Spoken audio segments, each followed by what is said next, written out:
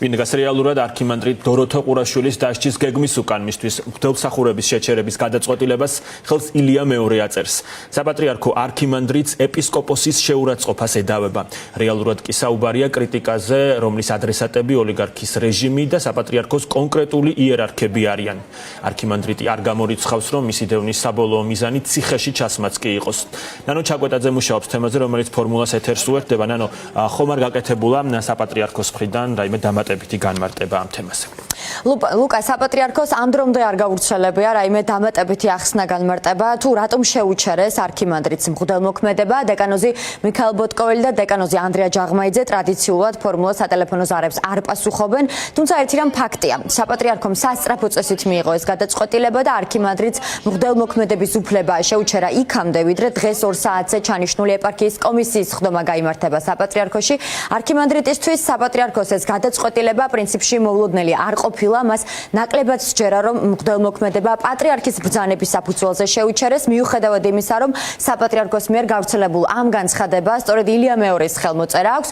არქიმანდრიტი დოროთე ყურაშვილი ხელს ტახტის მოსაყდრე შიო მუჯირს, ანდრია ჯაღმაიძესა და მიქაელ ბოტკოველს ადებს. მამა დოროთე არის დარწმუნებული, რომ ხელისუფლების მიმართ კრიტიკული განწყობებისა და რეჟიმის მიერ ჩაგრული მოქალაქეების სოლიდარობისთვის ისჯება. კომბინირებული მოქმედებებია ოცნების და საპატრიარქოს რუსული ფლანგის. ჩემზე რო გაღიზიანებულები არიან და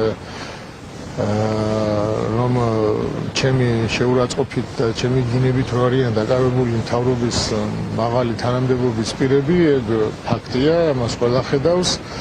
მაგრამ ამ შემთხვევაში მაინც მე ვფიქრობ, რომ ეს უფრო არის რაღაც ჩაფიქრებული აქვს ოცნებას.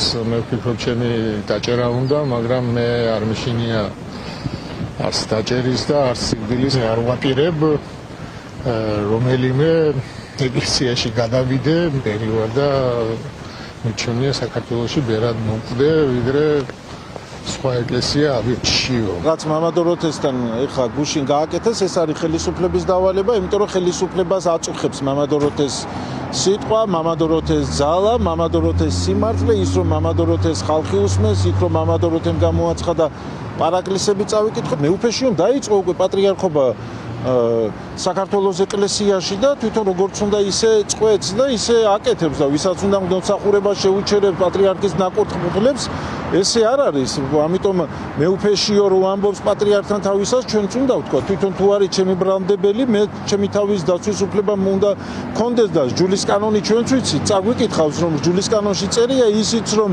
როცა მე ვარ დასჯილი და მე ვარ ბრალდებული, მე უნდა მომეცეს სიტყვის თქმის უფლება, რომ მე ჩემი თავი დავიცვა. საპატრიარქოს მიერ გავრცელებულ განცხადებაში წერია, რომ არქიმანდრიტმა დოროთე ყურაშვილმა მოციქულთა 55 კანონი დაარღვია. ეს გულისხმობს მაღალი იერარქიის სასულიერო პირის შეურაცხყოფას, ვიდრე მღვდელმოქმედებას შეუჩერებდნენ. მამა დოროთეს საპატრიარქოს გადაწყვეტილებით ის ქვემო ბეთლემის მაცხოვრის შობის ტაძრიდან სამების ლავრაში გაამწესეს. ახლა კი არქიმანდრიტი რჩება არქიმანდრიტად ისევ, მაგრამ მას ეკრძალება რელიგიურ საეკლესიო რიტუალებში მონაწილეობის მიღება, მათ შორის ეკრძალება მაგალითად პარაკლისის გადახდა რუსთაველის გამზირზე.